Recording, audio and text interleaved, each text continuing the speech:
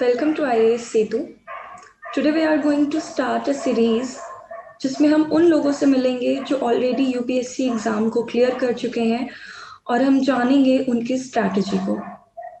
For more updates, please do subscribe to our YouTube channel IAS Setu and don't forget to press the bell icon. Hello sir, welcome to IAS Setu. Today we have Mr. Ravi Kapoor with us. He is a sports person, a writer and a civil servant. So, sir, welcome to IAS Setu. Thank you very much for having me. Sir, to begin with, I would like to know about your life, schooling, college, etc. Sure. I was born in Delhi, born and raised. I did my schooling from here, and I then went on to do a BTech in computer science engineering from a private institute in Gurgaon, Haryana, close by. I spent most of my life in Delhi, and I've spent most of it being deeply interested in sports. So, since you asked me my life story, I think the best way to put it in the shortest possible amount of words and put it in a nutshell is that I was a fanatic when it comes to sports, and that was my main interest. I was never academically inclined. So yes, until I jumped into the UPSC arena, I was a sports person. Okay, when did you decide to become a civil servant? My decision to become a civil servant actually happened dramatically and was not a gradual process. It happened one fine day, on a very fateful day. And what had happened is something worth sharing because I think it might have a resonance with many of my young friends and young aspirants. So, what happened was that I was, like I said, involved in sports.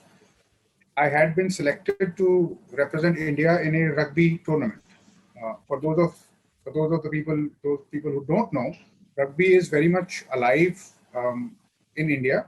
Competitive professional rugby, not very popular, but certainly alive. And I was selected to be a part of that. And on that day, there was a practice match.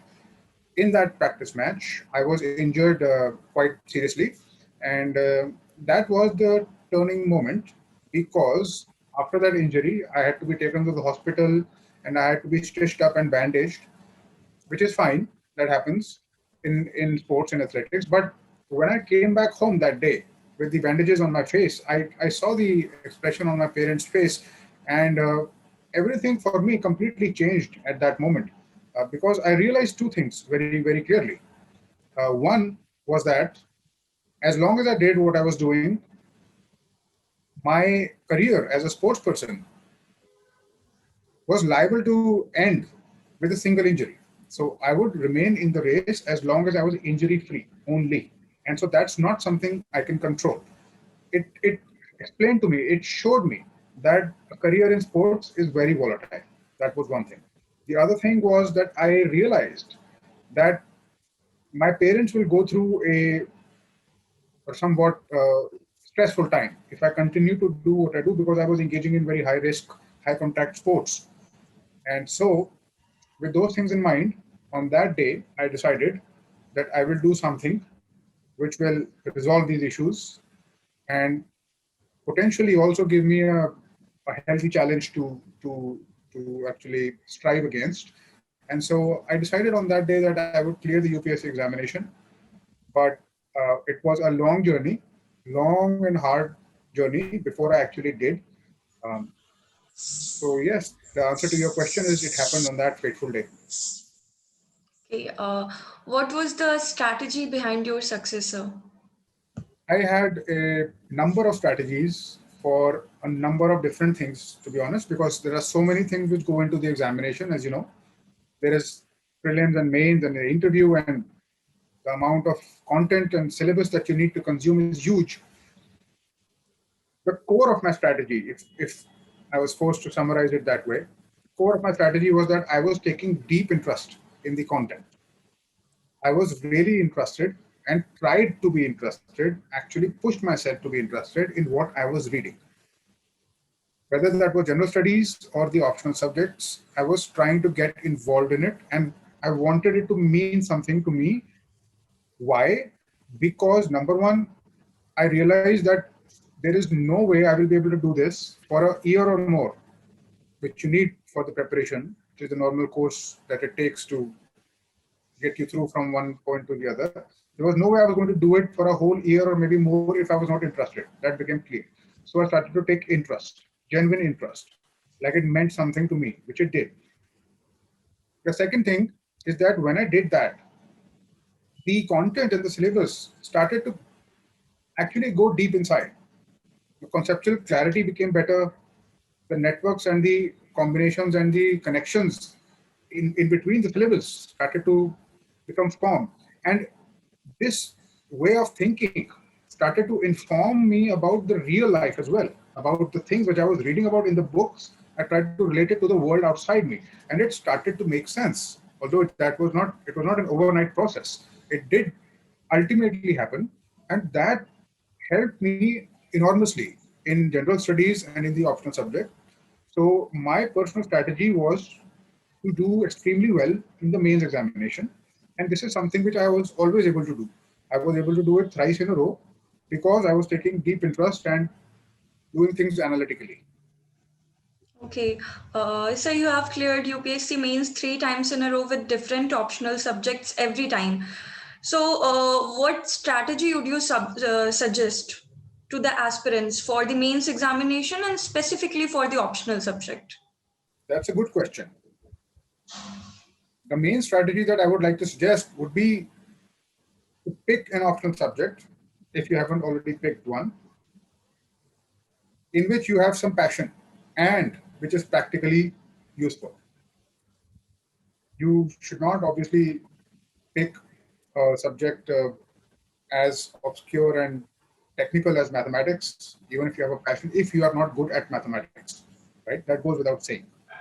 What I'm saying is that if there is a choice between sociology, psychology, and philosophy, or geography for that matter, make that choice based on your passion, because the amount of content that you will have to memorize and go through and analyze is enormous, and your life is tremendously easier when you are liking the content itself. Study does not feel like study, work does not feel like work. It appears and it starts to become very easy. So my strategy and my suggestion for picking an optional subject would be to choose something which you have passion about. And the second thing that I would like to add here is that these different optional subjects have different skill sets which are required. Identify those skill sets. It takes some time to do this, and it takes some research also to do this. And if you have the time, I think you should invest a few days in analyzing this. So, for example, psychology is not about your writing skills, not necessarily. Psychology is a scientific discipline, and the skill that is required in psychology is rational thinking and a very objective approach in writing your answers. If you're writing answers in psychology, you cannot express your opinion without citing a study. This is just a small example that I am giving for the sake of understanding. Geography, for example, requires a different type of skill set. You need to be very good with mapping, and you need to be very good with analysis. And also, there's quite a bit of memory involved there. Sociology, on the other hand, is different.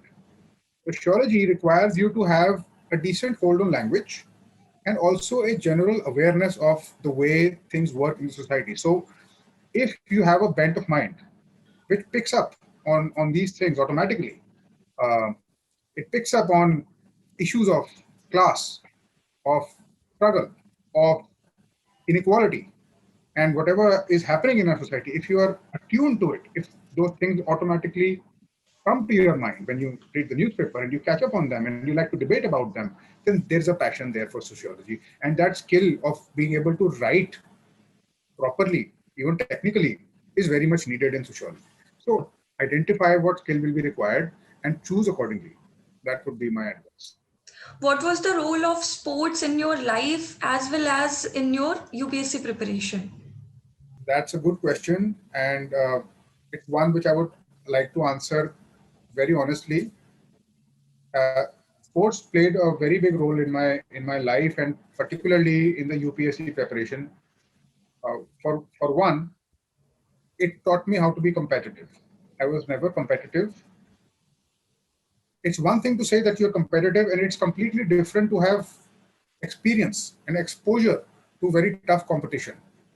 If you are competing in weightlifting or bodybuilding or any competitive sport at a decent level, at a regional or a national level, whatever, then you know that the competition is quite fierce. It's quite hard to win anything because there are people who are trying to do it much more than you.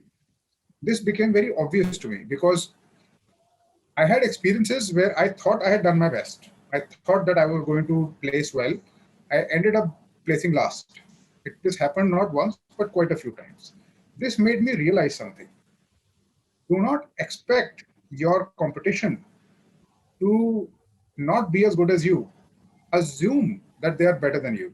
This is something I brought into and I used it in the UPSC preparation.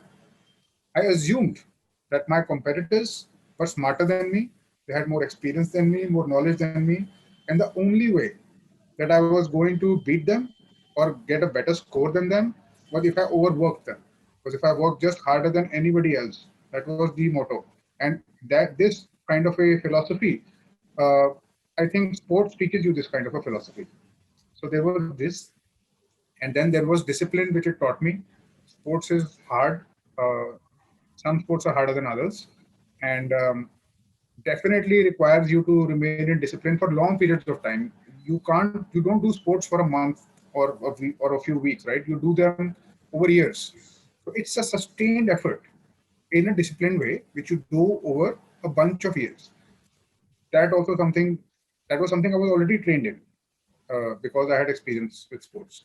And then I had become quite accustomed to hard work. To be very honest, I don't mean to give myself any compliments, just stating the facts that all of these things had instilled some qualities in me which helped me in the preparation process.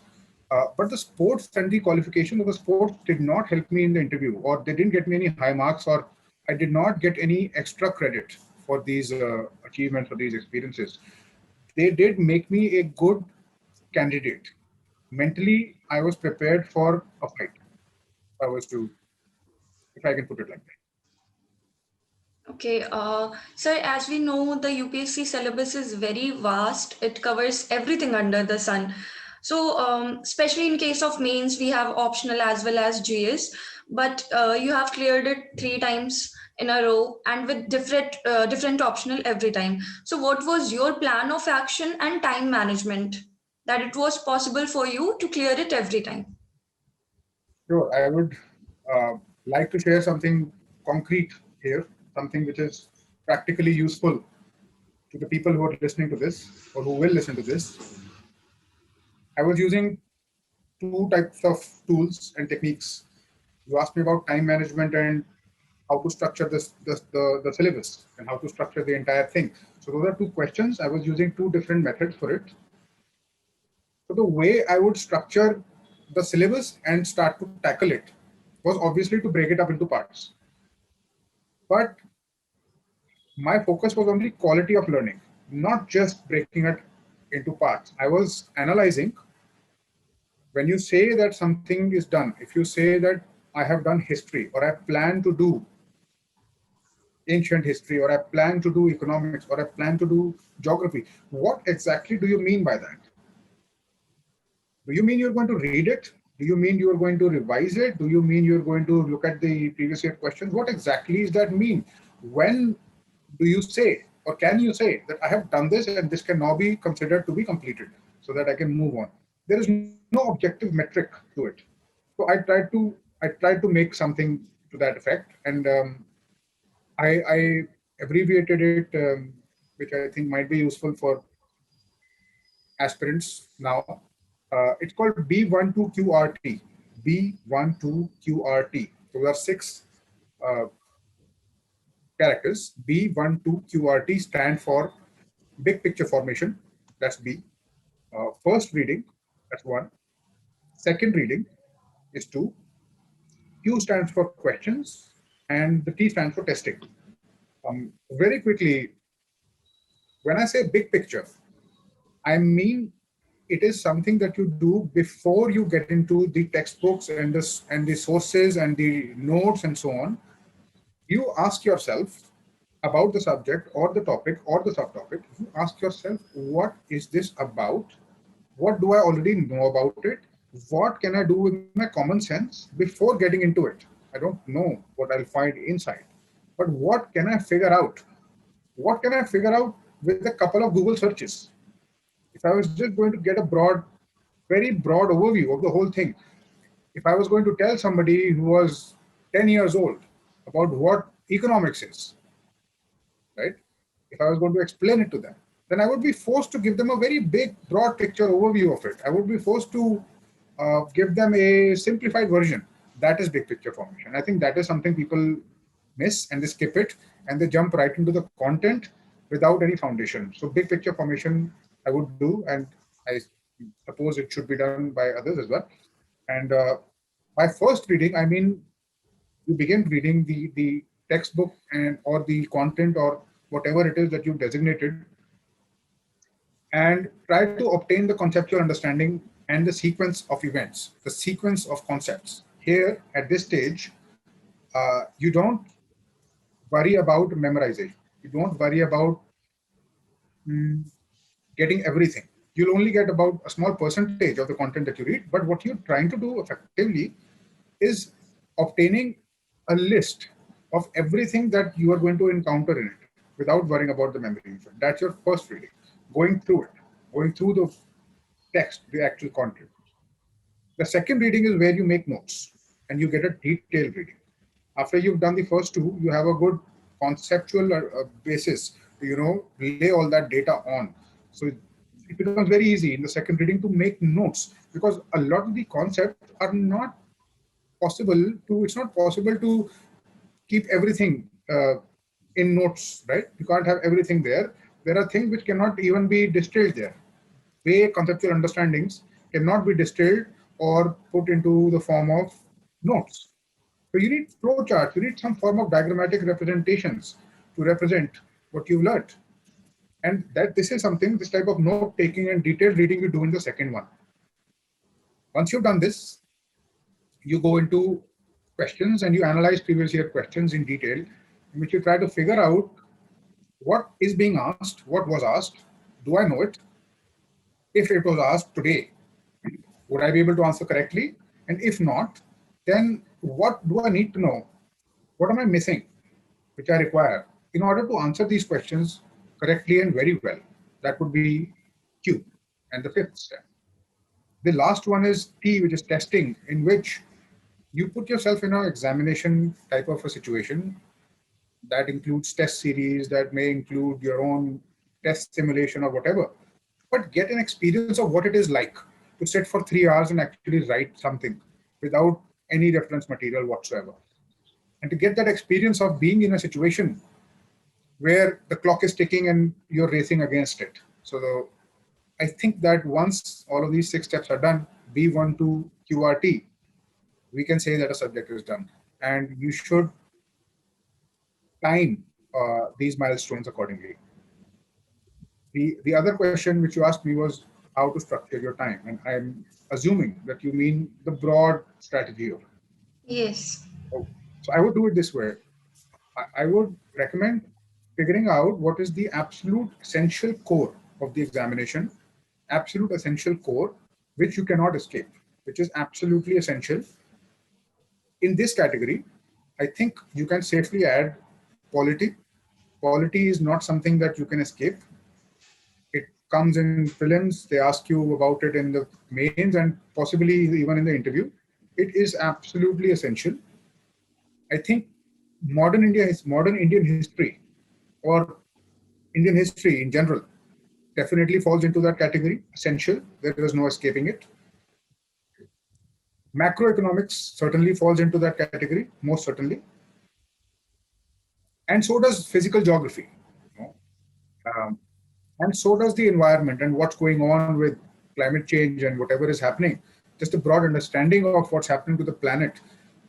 All these things combined form the core. So I would allocate about 30 to 40% of your time to getting these things done in a very solid way, very solid way. And again, the way to do them would be B1 QRT, and the amount of time you require should be about 30 to 40% of your total time to this core.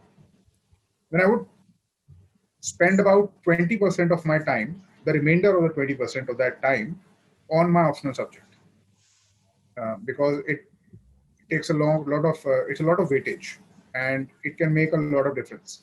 And you cannot afford to perform badly. If you perform badly, you are eliminated anyway. Then I would have, I suppose, another 25% left, which I would allocate for revisions and the remaining things which I haven't included, which includes CSAT, it includes ethics, although probably ethics deserves a bit more bandwidth, perhaps 20% of the time, 10% to 15% of the time for ethics. And similarly for essay and answer writing. And once you've done this, and if you're able to follow through with this type of a timeline, I think it's a very rational and an effective way to distribute time. And if it's done correctly, it should lead to good results. I believe. Okay. So as we know, you have written a book about answer writing and essay writing. So tell us about that book and the motivation behind writing that book. Sure. So the truth of this book that I've written, the ultimate cheat book of essay and answer writing, is that it is a book 10 years in the making, at least 10 years. I've been wanting to write it, but I was not able to because of various issues. Then the pandemic happened and the lockdown happened. I finally got down to it. I was able to. And so why I chose to write on this rather than the other things or anything else was because I asked myself two questions, two criteria I had. And criteria number one was it needs to be helpful to people. It can't just be for my own pleasure. I can't, it should not be for my own pleasure. It needs to go out there and it needs to have an impact on something, on somebody else, and possibly a large population. Two, it needs to be something that I'm passionate about and something that I enjoy doing. I combined those two things and I found that most of my things on my list, the things that I was planning on writing about, were either not helping people or it was either not satisfying me. And the place where they both converged was essay and answer writing, because I realized that this is where the gold mine lies as far as this examination is concerned. This is make or break, essentially, because the UPSC examination is very language dependent. It plays a huge role in what ultimately happens in the examination. And that depends on the way you use language and the way and the kind of command you have over it. It's very obvious that it is the case in the mains examination where you're, I think, writing 27 hours worth of examination with actually pen and paper. Heavy testing of language is going on. Sometimes it is directly tested. Mostly it is indirectly tested in the form of knowledge and the way you express that knowledge. But when it comes to ethics, when it comes to essay and answer writing, it is directly tested and they're scoring you on this. And they're looking very closely at the way you use language, how you express yourself, how you summarize, whether you go on tangents or not, and how succinct you can be. They're testing for this actively. And so I thought that this was the area to work on, because many aspirants have very good intelligence, a lot of hard work, a lot of work ethic, but it is not going to help if they cannot express, because the ultimate result is dependent on that score which you get in the mains and the interview, both language oriented. One is the written word, the other is the spoken word. You don't express well in either of them, and the chances of you clearing the examination reduce drastically. If you use language effectively and properly in both of them, the chances of you doing better than expected also increase disproportionately. So that's why I chose this book and why I wrote it. And well, basically what's contained in it is a very, very practical format, a very practical framework for doing this quickly, for doing this effectively. It usually takes many years to get a better handle at stuff like this. But I understand that people don't have that amount of time. So it needs to be done fast and it needs to be done effectively. How do you do that? Well, you do that by creating a framework for them and something which they can follow and understand and imbibe. It needs to go inside. And then that skill needs to get transferred. So that's what I've tried to do in this book. And from what I know, I have been able to do that relatively well. So I'm happy about that. And so that is the story behind that book. Okay, so it is being said that it's the toughest examination. What's your opinion about it? I think it's not a lie to say. I don't think it's a far-fetched idea to call it that. I don't think there's anything wrong by calling it that. But perhaps the reason for it being difficult are misunderstood. Um, it's not difficult because the content is technical or because the content is vast. It is vast, but it is so general that anybody can accumulate it. It's not a technical, very skill-based examination. If you undergo an examination for becoming a pilot, or for that matter, becoming a scientist, or take IIT JEE, for example, the content is technical. You have to get good at that content and those things, physics and maths and chemistry, in order to clear that exam. But this is not the case with the UPSC examination, or at least the bulk of it. And this needs to be taken into consideration, I think. It's very important to know this.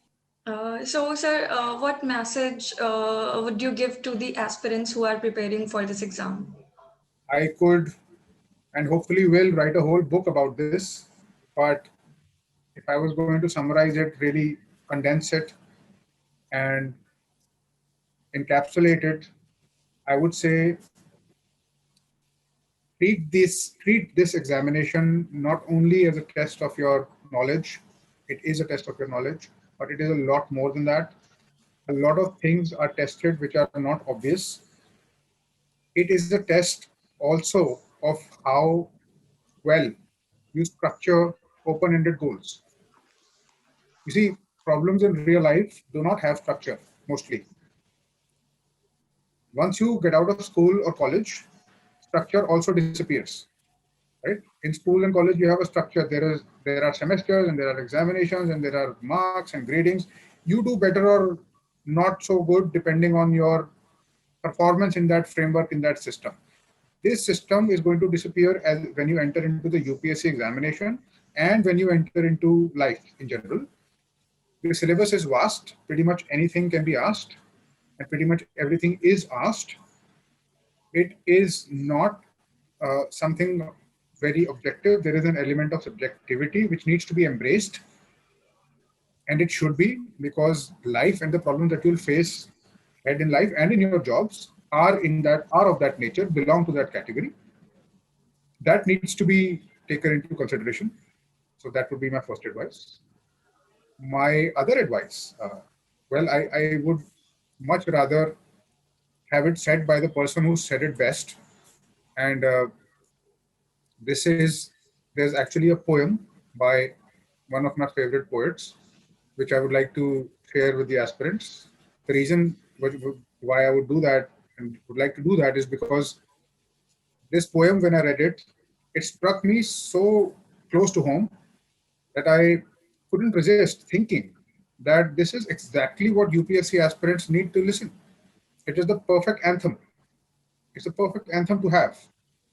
We're going to have an anthem. And this is a poem by Charles Bukowski.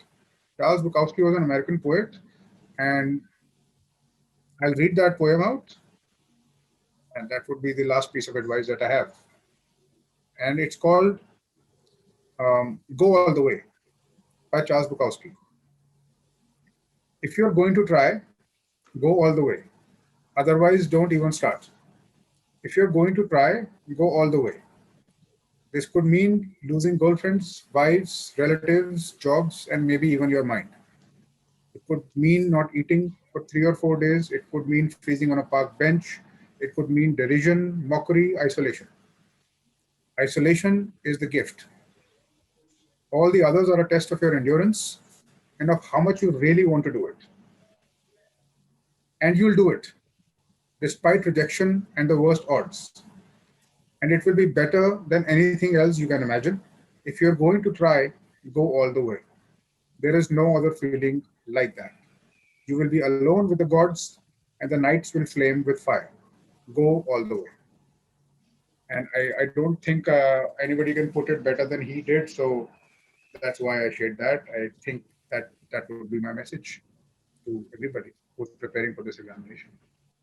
Okay, thank you so much, sir. It was really great interacting with you, and thank you so much for your valuable time. Thank you so much for having me. That was a lot of fun for me as well. Thank you. Okay, thank you, sir.